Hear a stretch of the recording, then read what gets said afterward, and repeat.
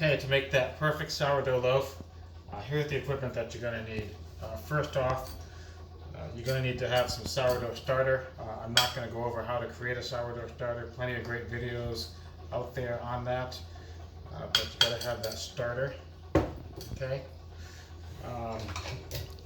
Going to need a scale. This is just a cheap Walmart digital scale. It's got a button here that lets you sort of reset it down to 0 so you can weigh and show how much you're adding, right? You need these two guys. This is a bench knife and this is a scraper. Right? This is for getting your dough out of the bowl, and this is for working with the dough when it's on the counter. Okay, flour sifter. So this is how you get that nice even flour layer on top of your dough. Right, you're going to need 2 bowls. So this is for the mixing process, and then it's going to proof overnight in this guy here. And then you're going to need your tea towel here. That's going to go on top of the dough while it's proofing. And then this guy, cast iron. This is what we're going to cook in. Nice, heavy, thick. Got to have the cast iron. Use something flimsy. Sheet metal is not going to work. And lastly, almost lastly, this is a bread lane. So basically it's a stick with the razor blade at the end. That's what you use to score your loaf with. And you got to have parchment paper, right? So that's what your dough is going to sit on inside the cast iron. So these are all the things that I consider absolutely necessary to get that perfect loaf.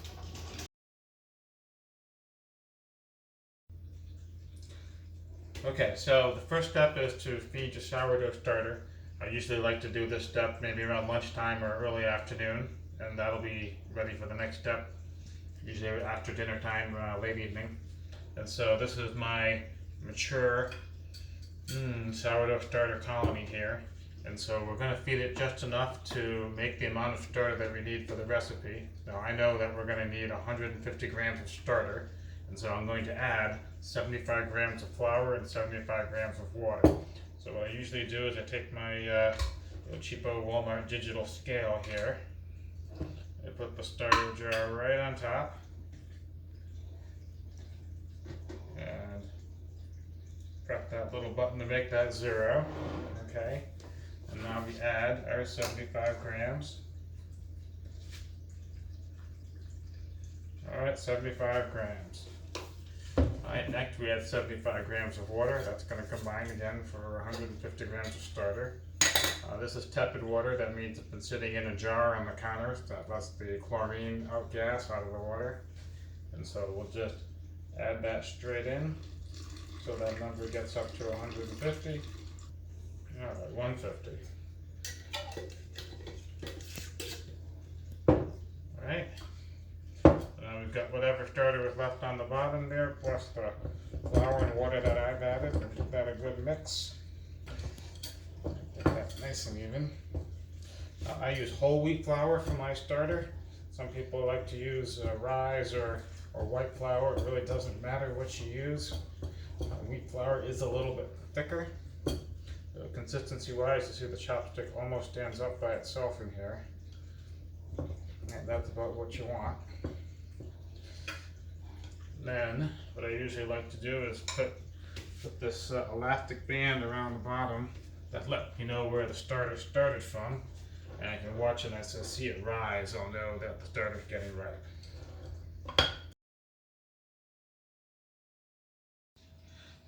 So it's 8:30 p.m. and our starter is looking absolutely gorgeous. So we started it earlier this afternoon, and the level is up to this here elastic here. So now looks like it's about doubled. You can see the little ear pockets in there where the yeast is having a real party. This is how we know it's ripe. Now we're going to make the rough dough, and this is going to be a wheat dough. It's going to be 50-50, half wheat, half white. All right, so I'm going to start with our bowl here. Put it on the scale. We'll reset the scale to 0. So we know how much we're adding. Okay, so this is going to be a 500 gram loaf, a little more than a pound. And we'll go 250 grams each of wheat and white.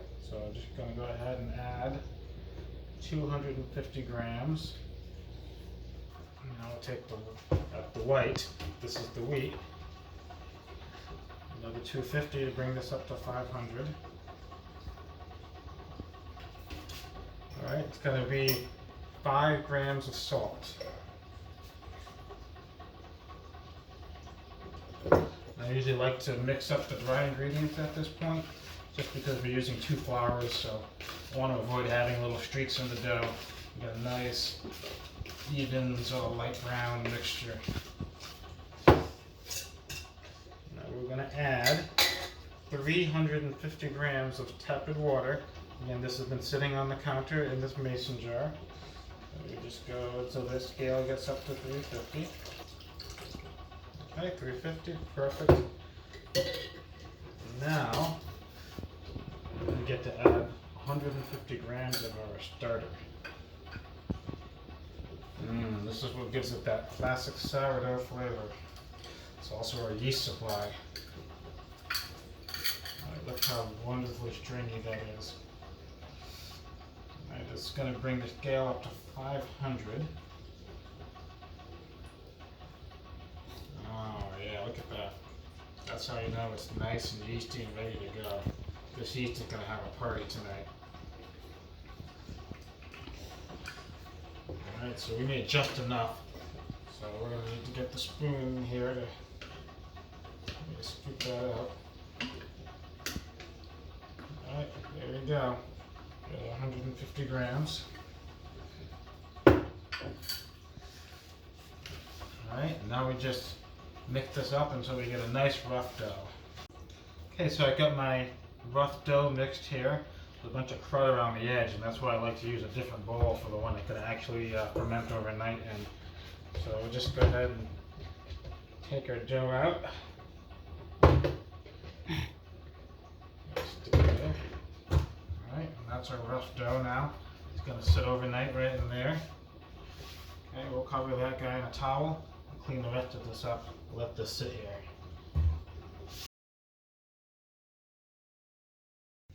Okay, it's been about an hour now. Let's take a look at our dough. You can see that's been rising and fermenting now for the last hour. Alright, and so we're not going to knead this dough because it's a wheat dough and the wheat fibers will break up the gluten structure. Instead, we're going to do a technique called stretch and fold. Alright, so I've got a little bowl of water here. It's just my fingers so they don't get stuck to the dough.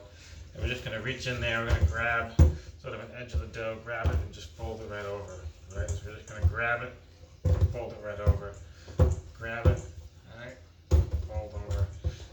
Alright, just until we've got all the edges. We've got the sort of little crusty top bit kind of folded back in, and that's just going to re-ferment. Now we've got a nice pliable, elastic dough. Alright, look how nice that looks. Okay, we'll cover her back up. And we're going to want to do this about once an hour until bedtime. Okay, good morning. It's 7 o'clock in the morning. Look what we have here.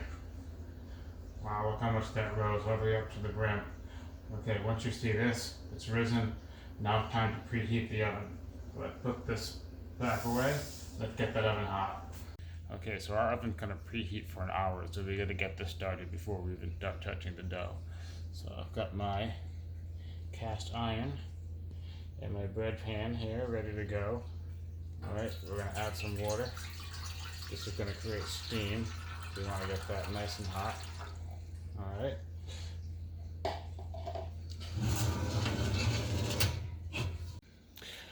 Okay, so this is gonna bake for 500 degrees. And we're going to go for 1 hour. Okay, it's been a half hour. Now it's time to shape our dough. We're going to need our scraper and a bench knife for this part. Okay, so let's put this towel aside. Now we've got to get our dough out of the bowl. You see now it's developed a nice skin sitting overnight, right? It's kind of rough and tough on top. This is going to be our dry side. There's a sticky side underneath where it's touching the bowl. And so we're going to get this dough out onto the counter so that this dry side is down and the sticky side is up, and that's the side we're going to work with. Alright, so just get that scraper in there.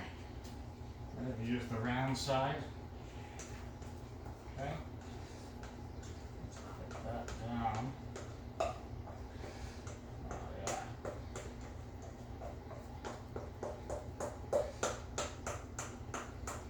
So now what we're going to do is we've got the dry side on the counter.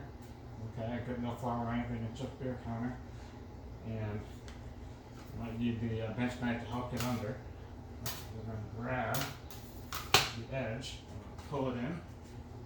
Alright, just pull it and pull it in. Okay. Alright, we're just going to keep grabbing the edge and pulling it in, getting it nice and tight. What you're doing here is you're just building up tension, you're stretching that skin out, and make that nice and tight. You can see how it's getting taller and taller. Right? And you just keep grabbing it and make a nice tight ball. With that tight ball, that's what's going to make it rise and really pop in the oven. Alright, you got it nice and tight. Alright. Okay, once we've got it real tight, right, we're just going to flip it over. Okay, now this is where the scraper and the bench knife come in. Right, and we're just going to get under it and rotate it like that. Okay, and if you find the bench knife starting to stick a little bit, you just put a little water in. I keep a little water bowl nearby. Alright, you just get under there, and get under there. Right, and maybe cup your hand a little bit. Right, and just trying to get it to pop nice and hot.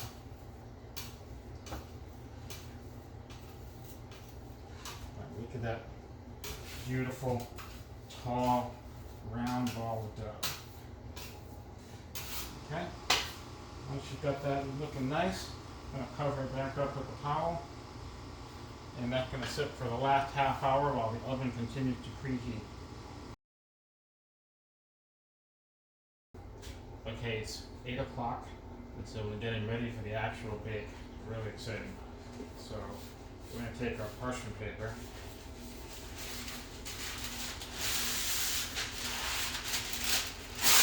Alright, we're going to make a little parchment section for the dough to sit on. Alright, so the dough is about yay big. And so we're going to want to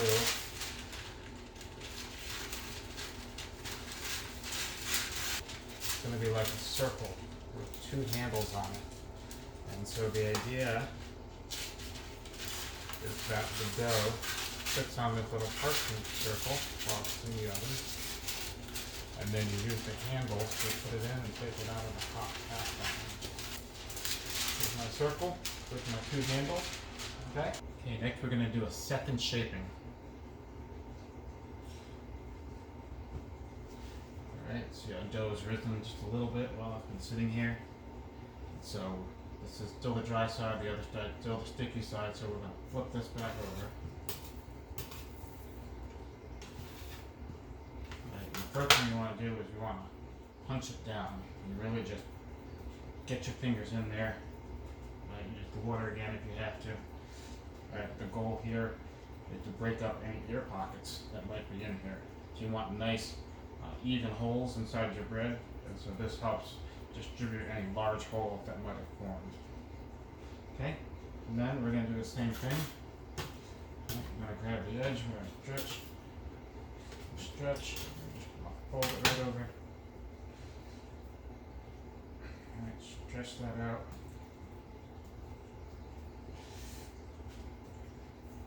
Yeah. I'm just trying to pile this as high and as tall as possible. Remember, the taller it starts, the taller it's going to end up.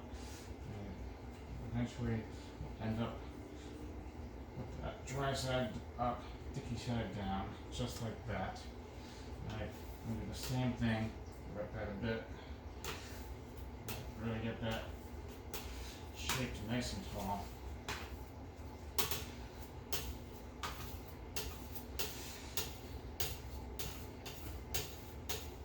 that's beautiful. Look how much that's popping. Okay, so we're going to take our round that we made.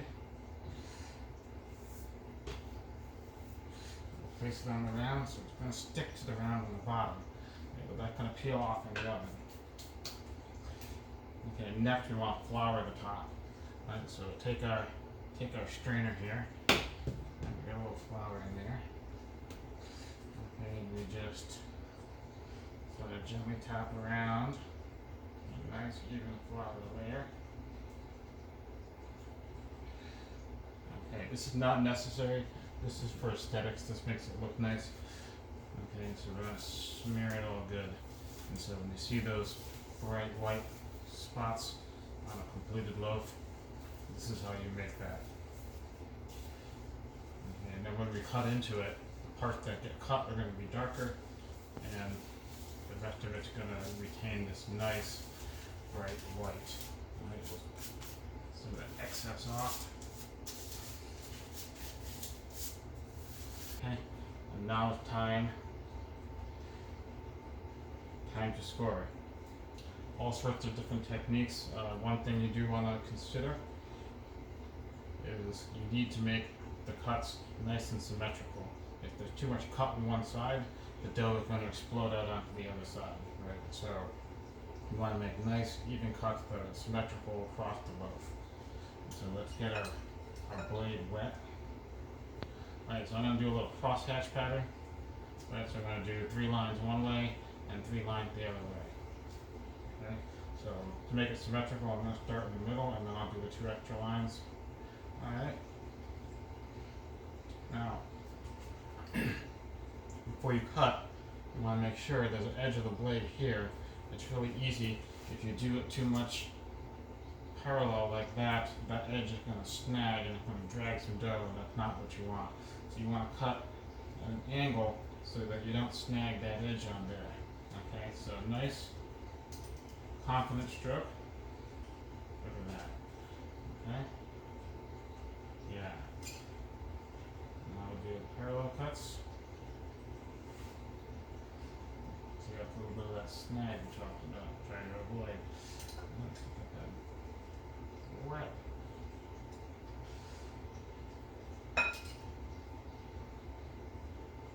There we go. So now we're doing our cuts in 2 directions.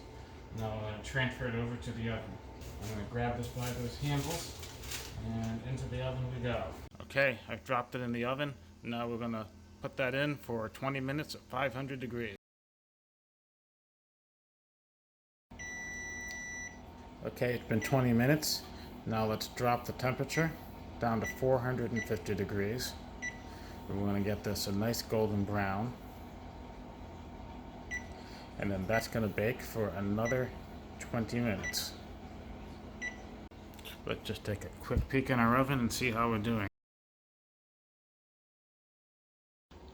Okay, it's been 20 minutes. Let's pull this bad boy out of the oven and see how we did. Oh, that is just gorgeous. Alright, look at that. So we're just going to want to, this parchment paper is basically ash at this point, so we're going to want to use some oven mitts and take this bread out and put it on a cooling rack. Okay, here we have it, the perfect sourdough loaf. Look at this. Look how gorgeous that is. Alright, you can see how the flour made the white highlights and the cuts made the dark spots. Okay, now it's your turn.